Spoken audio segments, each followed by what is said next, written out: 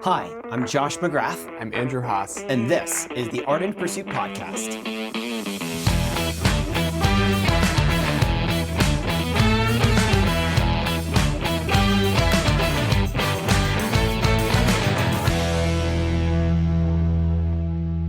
Welcome back. We're excited to have you here today as we discuss the topic, this is a drama-free zone. Now, the irony is this, we're discussing drama, and we're saying it's a drama-free zone, and people are going to respond dramatically Very likely. because people love drama, and they don't want to hear what we're going to say about drama, which means, of course, we're going to talk about I'm gonna drama. say it. Ideally, I will be overly dramatic throughout this entire episode. I hope so. All right, so we got to start first with a definition because you use the term drama and suddenly everyone's like, what do you mean? And we've defined it this way for today's episode. So what is drama? Well, emotions are meant to express and to inform us. They point to an object or reality and help us understand and process it. But when emotions themselves become the object, that's drama. Yeah, another way to think about it is drama is the unhealthy expression of emotion. That's a really good way of putting it. So, what are some ways that drama shows up? What does it look like? Boy, there's like 1,000 ways, right? Yeah, we'll be here all day. Exactly. When I think about, why does drama happen in someone's life or in a romantic relationship, there's a plethora of reasons why. Can't solve that problem. Cannot solve that problem today. But what we will do is we will unpack a few areas that we have identified that we think are important to examine. And at the top of that list is immaturity. Yeah. And we're not going to be talking about the immaturity of women. We're going to be talking about the immaturity of men because that's who we're speaking to. And this will come as no surprise to anyone. Men don't tend to be as mature as women. No, they don't. They do not. Which is a problem. It is a problem. This is one of the reasons why women are oftentimes interested in older men. It's because those men finally are at the maturity level that they're at. And so one of the biggest problems in a romantic relationship is when the man is attempting to lead it, like we talked about in our last two episodes, but because of his immaturity in the way that he's leading, what he's doing is he's just cultivating and creating an environment full of drama. And one way that you might say, what is immaturity or how do I know if I'm being immature? Mm-hmm. And one way that shows itself is when you place a heightened expectation on the other person to respond to your emotional needs or desires. And that can happen, definitely from a man to a woman, or it can happen the other way around. And also, one of the ways that you see immaturity played out, particularly by men, is when they don't want to do the hard things, have the hard conversations, bring clarity to situations, be responsible, right? Those are all signs of immaturity. And when the relationship becomes focused just on how I feel and how fun it is, well, guess what that's going to result in? It's going to result in drama. And a relationship that's driven by feeling and fun is not a relationship that has longevity to it. We've talked about that before. And that's really just a sign of immature. Relationships should have large amounts of feelings and fun. Of course. It'd be a bad relationship if there was no fun and there was no feelings. Exactly. But that's not what you lead with. Yes. Now, another area that drama shows itself is in gossip. As men, we need to be intentional about who we share information with. You might have good information, but if it's shared with the wrong person, that can be problematic. People love relationships. This is a cross-cultural thing. No matter what culture you go to, people get excited when a guy and girl get together. And as a result, when people are excited, what do? They talk. And what does talking tend to produce? Gossip. And so as a man, you want to be aware that gossip is something that can and oftentimes does exist surrounding a relationship. And if not guarded against, easily can be internalized by the woman, by the man, or by both in the relationship, which then increases the likelihood of drama occurring. It's the classic, did you hear what Bob said about, Sally? And did you see that Sally was actually talking to this other guy? Does Bob know that Sally's talking to? And suddenly it's like this weird drama-filled relationship when in reality, it should just be moving towards a decision in a very healthy manner. And as a guy, you've got a key role to play in those environments. Definitely. Now, another area that we've discussed for why drama can and does exist within a romantic relationship is past hurts and past pains. Every person who comes into a relationship has a past history. And so they bring to that relationship that history. And if they have unresolved pains, unresolved hurts, guess what's going to manifest itself at some point in that relationship? And when it does, it often occurs in a very dramatic way. And so for the guy, for the man, you need to recognize that you have your own history you're bringing to that relationship. You need to be aware that you might respond in dramatic ways based upon past events in your life. But simultaneously, you need to be aware that she too has her own history and that her response, her dramatic response, may be a result of things in her past that are unresolved. It could be. And as a guy, that's your job to figure that out. You're not just interested in the woman in front of you. You're interested in her past, where she came from, the things that could be influencing her today. We don't live in our past, but it certainly influences and affects us. And those are things that we've got to deal with and just recognize and be able to handle. For sure. And, we started this podcast to equip single men to be initiators of romantic relationships that lead towards flourishing marriages. Our goal is to set men up for success. And the irony is this: culturally, people say the more you date, the better you are going to be at relationships. But in fact, the more you date, the more history you have, which means the more history you're bringing into that next relationship. I actually saw a video on Instagram recently, and it was of a woman who was reflecting on her new boyfriend, that he did something kind and loving for her.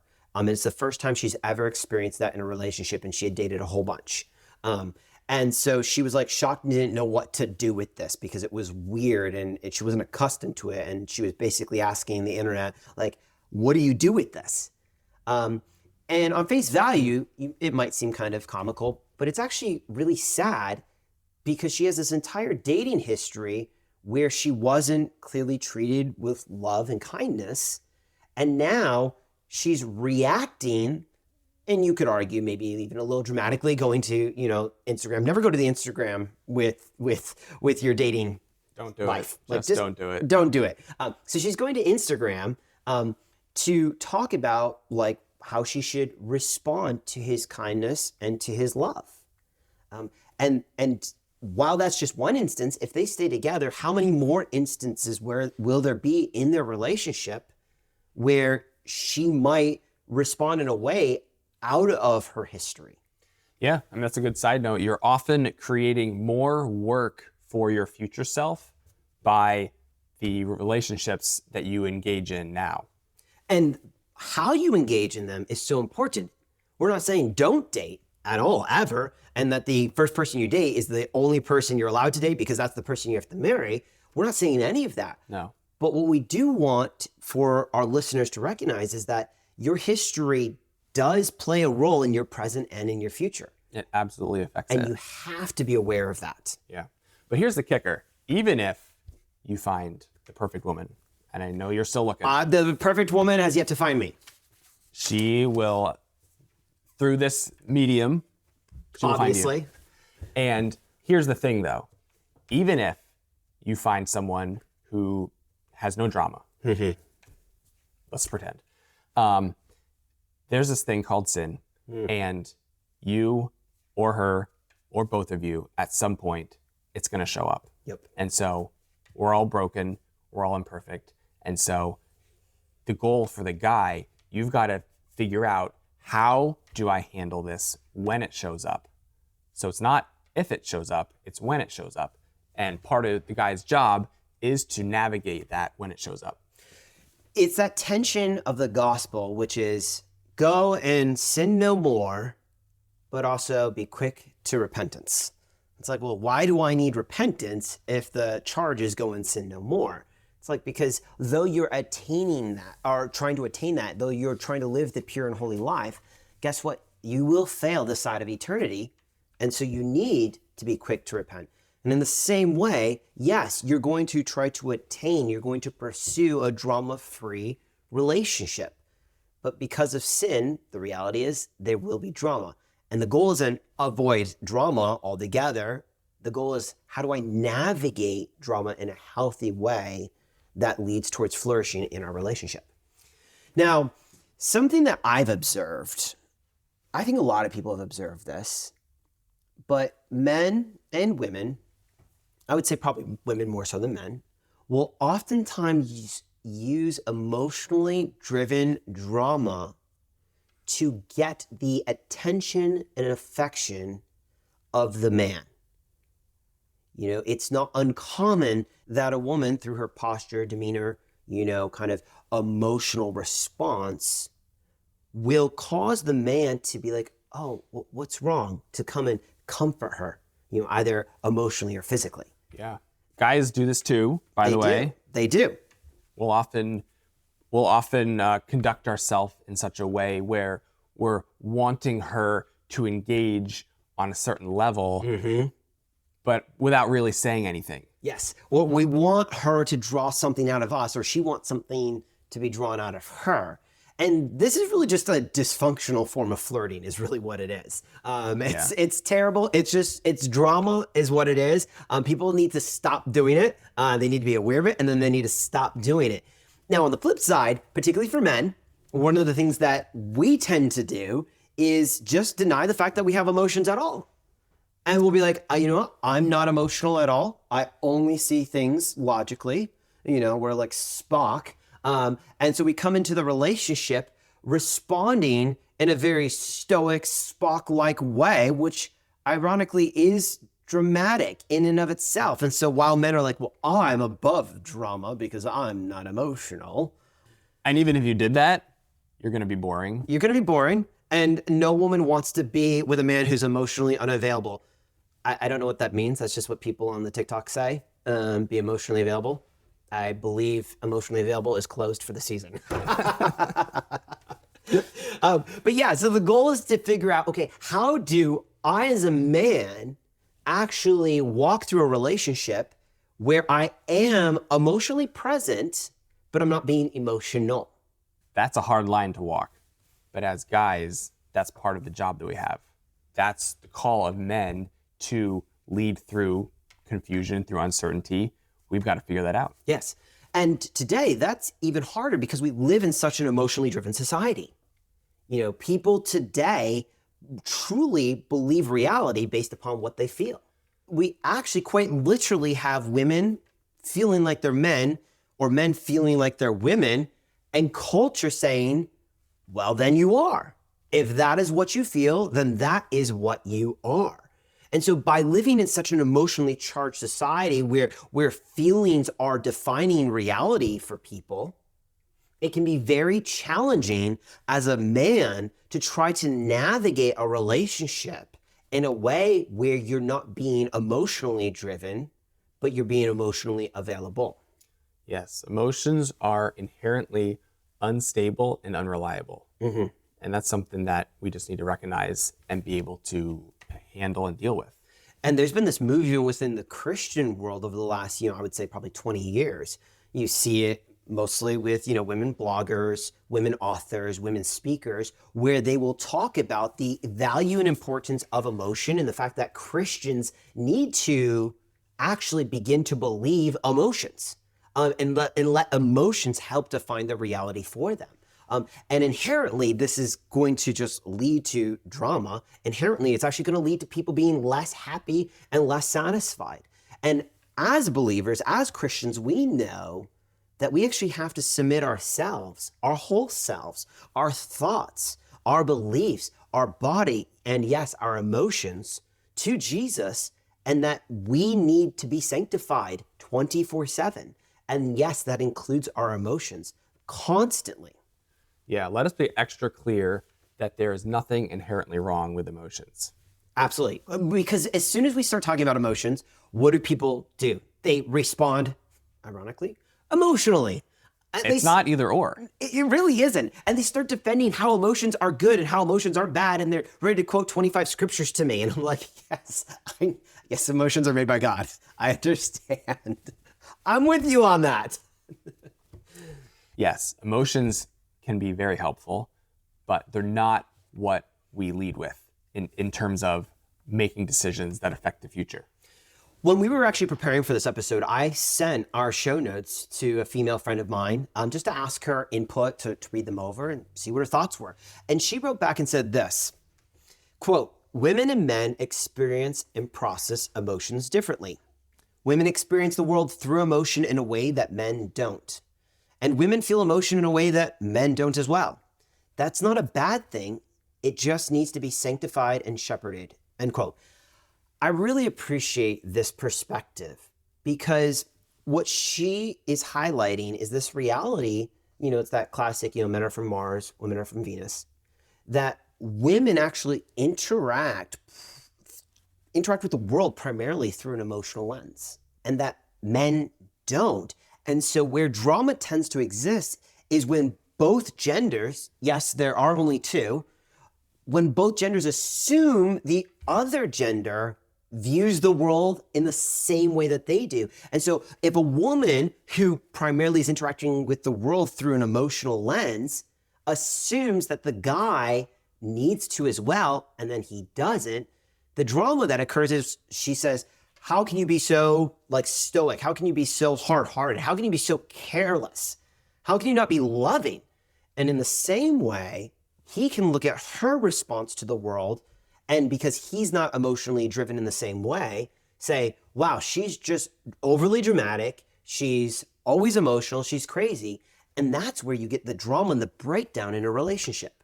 Something that men need to have a really good understanding is this idea that there is a whole other way in which you can view the world. Now, as guys, we will never fully be able to experience seeing the world in that capacity. Sure, of course. And that's not the goal. The goal isn't for us to somehow, through some method, figure out how we can see the world through a woman's eyes, and vice versa, but to understand that that exists, and we need to do what we can to help the situation, help her see things clearly, make sure that we are seeing things clearly, and through that, help the relationship move forward. And the goal isn't to make, the relationship either all emotions or no emotions. Right. It's not either or. Yeah. The beauty of God's design is you take a woman who's more emotional and a man who's less emotional, and you bring them together.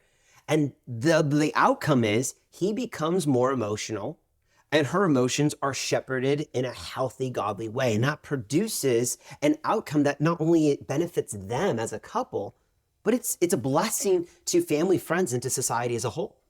And I think we should also be clear, too, that we're not just talking about outward expression of emotion. Generally speaking, women have a greater capacity to express emotion. Yep. That's not necessarily what we're talking about. We are talking about how things are expressed, but also internally, you can have a guy be very expressive. That's not a problem. Yep. You could have a woman be less expressive, also not a problem. Yeah. But this is more of an internal approach to how you carry yourself in different situations. Yes, because you can express emotions in a way that are not problematic. I think about, a funeral, for instance. If a man is crying at a funeral, no one's like, what is wrong with him? He's just so emotional. He's so dramatic. You're like, no, that is a proper response. It's proportional to the moment. Now, conversely, if he's at the funeral and he's not crying, it doesn't mean that he didn't love the person who died, that he didn't care about them. So just because there's an outward expression doesn't mean that is the culmination and the sum total of the emotion. That's just one of the ways that it works itself out. And something for men to realize is that acting solely on emotion is a problem. And the goal shouldn't be, let me figure out all the nuances of how, emotions work. When are emotions good versus when are emotions bad? When do emotions lead to drama versus when they don't lead to drama? Really, you want to posture yourself in a way where you recognize, yes, emotions are created by God. They can be helpful. They are not fact, and they do need to be submitted to the Word of God. And for any of the single guys or girls listening, if you want someone to find you more attractive, just avoid the drama. Like, don't be involved in other people's drama. Don't be overly dramatic yourself. Don't go around starting drama. And by doing that, you will automatically be more attractive as a result. You will be way more interesting to other people. Way more. So here's the question. How does a man lead well a romantic relationship in a way that decreases the emotionally driven drama that oftentimes arises throughout a relationship? There are 3 ways you can do that. 1, express your emotions healthily. Emotions are inherently volatile, but as a guy, you're going to work toward reducing that volatility. You know, when you start talking about men expressing emotions healthily, one of the things that men tend to think they can do is, of their own accord, determine whether they're expressing them healthily or not. But the thing is, you can't actually figure out whether you're expressing your emotions in a healthy manner in isolation, just you and your mirror. It actually requires outside input, accountability, here it is again, where people are actually helping you, other men are helping you understand whether you are expressing your emotions in a healthy way. And also, very importantly, the woman that you're pursuing, she's also going to be able to help you understand whether you are expressing your emotions in a healthy way. And something we should be clear on too is we're not talking about guys removing emotion. Yes. We're not saying if you find yourself in a situation where there are emotions involved, your goal, your job isn't to remove the emotion. Exactly. It's to handle and steward those emotions in the appropriate way. And men struggle to figure out how to express emotions in a way that is appropriate. Whether that's because of cultural upbringing, whether that's because of personality, whether that's just because they're uncertain themselves. Yeah, lack of practice or skill. Exactly. And so one of the things that men need to learn is how to express emotions in a healthy way. Why? Because they're going to set an example to the woman that they're pursuing of what that healthy emotion looks like when expressed. They're going to set an example if they've ever married and have kids. They're going to set that example for their kids. And, we've heard many stories, most people have, of growing up in a home where maybe at times a father didn't express emotion in a healthy way. And one of the things we want to do is set men up for success. We want to teach them, even before they're in a relationship, the importance and value of expressing emotion, but in a God-honoring, healthy way. Okay, so now number 2. Men need to anticipate drama. It's funny because as much as we want men to reduce drama within a relationship, like we've talked about earlier, the reality is drama is going to exist. And part of the way you actually reduce drama is by preempting where drama would occur. Right. You're right. Be proactive and not just reactive. The goal is to proactively think about, anticipate what might be around the corner, what might be in the future. There's 2 ways that a man can reduce drama in a relationship. One is through his behaviors, and the other is through what he says. For example, imagine you've got a guy, he's in a relationship with a woman, and his goal, his desire is to reduce drama in that relationship. But he keeps hanging out at the coffee shop with other girls. And then she, rightfully so, is probably going to react in a way that is emotionally driven and that he might even consider drama. And by his behavior, he's actually allowing for drama to exist rather than being proactive and realizing, hey, this type of behavior actually could lead to an increase of drama in my relationship. So to decrease that, I'm actually going to avoid putting myself in situations that on face value aren't wrong at all, but in a relationship context could be misconstrued and be unhelpful. An immature response to the example you just gave would be the guy saying to the girl, hey, you're overreacting. Let's not get so emotional. Everything's fine. Yes, exactly. And then through his words, so his action, increased response of drama, then his words would be like, it's not a big deal, don't worry about it, then also increases drama. We mentioned this earlier, women are looking for clarity, they're looking for stability, they're looking for direction.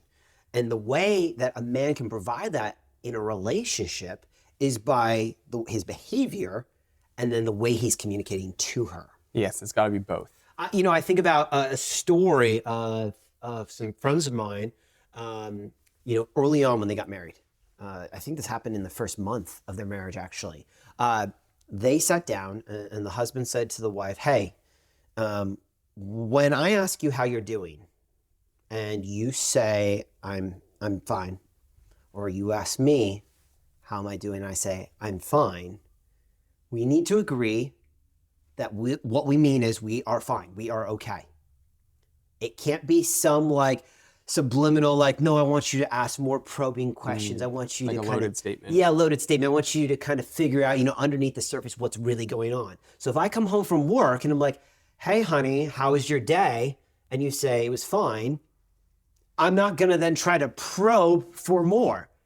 And we're going to assume that is the truth, because his goal and ultimately their goal was to reduce any type of drama that could exist within their marriage. And so he was clear, he was upfront about what they were going to do. And as a result, guess what they didn't run into? The drama of, oh, I'm fine. And if things aren't fine, yes, then there's that space to say, actually, things aren't fine. Exactly. And that's healthy communication that is found within healthy relationship. It's the ability to be upfront with one another and honest and open without having to make the other person, draw it out of you because it's emotionally appealing to you to have them kind of, mine for that information. And I think that really speaks to the heart of what a man is called to do. And that's really fundamentally reduce the burden that someone else has to figure out what's going on around them. Yes, most definitely. And a third idea here is her emotions. Now, for guys, it can be confusing and intimidating, but what a guy really needs to work toward is understanding her emotions and where she's coming from, and what could be the source of those emotions or what could be motivating her. Yes, because she may be responding a certain way at a certain moment. And it could be easy for the guy to just assume, oh, she's being dramatic and write it off. But the challenge here with number 3 is to say, men, default yourself to wanting to uncover why she feels the way she feels. Don't assume you know why she feels the way she feels, because there may be something triggering that response from her past that you're unaware of that actually you need to become aware of. And so if you default yourself to say, I want to understand this, you're going to set yourself up for success and the relationship up for success, rather than defaulting yourself to saying, it's just her being emotional and I don't deal with emotions. And something for guys to realize is that there's a balance to have here. What we're talking about in part is ultimately fulfilled in marriage. There's an emotional depth and an emotional connection that you'll have with her someday that you won't necessarily get there in the early relationship phase. Absolutely. So while you're purposing to figure all this out, you really got to watch yourself too, that you're not going to a place emotionally with her that's inappropriate for that stage of the relationship. Yes. And that statement alone is kind of countercultural, even within the Christian world, because many people pre-marriage live like they're married. They act like they're married. They particularly on an emotional level, they're thinking, oh, this is fine. This is totally acceptable. It's just the physical boundary I'm not supposed to cross. That's what the Bible talks about. And you're touching on something that most people don't ever think about. And if they do, it's a foreign thing. And it's important for men to lead well, to establish order. Part of establishing order is establishing boundaries. We talked about this in episode 10. And part of those boundaries are knowing what can you talk about? The topics and the intensity of which you're talking about those topics. And when it comes to really walking with a woman through maybe an emotional response or an emotional conversation, you do need to exercise wisdom. And again, I'm going to give another plug for authority and accountability. Uncertain, check in with your authority and accountability and let them speak into that moment. Yes, because on your own, you won't be able to discern reality. And your response to any given situation, especially involving someone you're interested in, is going to change over time. And I'm going to say it again, quoting you here, one of the goals of a romantic relationship that doesn't lead towards marriage is to leave it with the least amount of regrets possible. And so if you're walking in relationship with this woman, but it actually doesn't lead to covenant, you don't want to then add to your history all these in-depth crossing emotional boundary lines, things. You want to be able to look back and say, I conducted myself with honor. I led with honor. I did my best to protect her and to make sure we weren't going places emotionally that we shouldn't be. Yes. That is very important. Okay, so as we close here, there's two things we want you to do. Number one, we want you to examine your life. Men, I think we just tend to not love to look back on our lives and analyze it. That oftentimes is not like a masculine trait. But we want to encourage you to be more introspective and to look on your life and to say, have there been moments where I have been emotionally driven or where I have been overly dramatic? Because guess what, men, you are emotional beings. As much as we like to think of ourselves as not being emotional, well, we are. So look back on your life, see what moments you were either emotionally driven or overly dramatic, and ask yourself why. Number two, you sit down with your authority, accountability, sit down with friends and ask them, invite them and say, hey, have you ever observed a time in my life, past or present, where I've been emotionally driven or overly dramatic? And ask them to identify those moments in your life, as uncomfortable as that may be, and then walk through that, process that, and see why it was that in those moments you were being emotionally driven or overly dramatic. Well, we appreciate you being here with us, and we look forward to having you here next time on the Art and Pursuit podcast.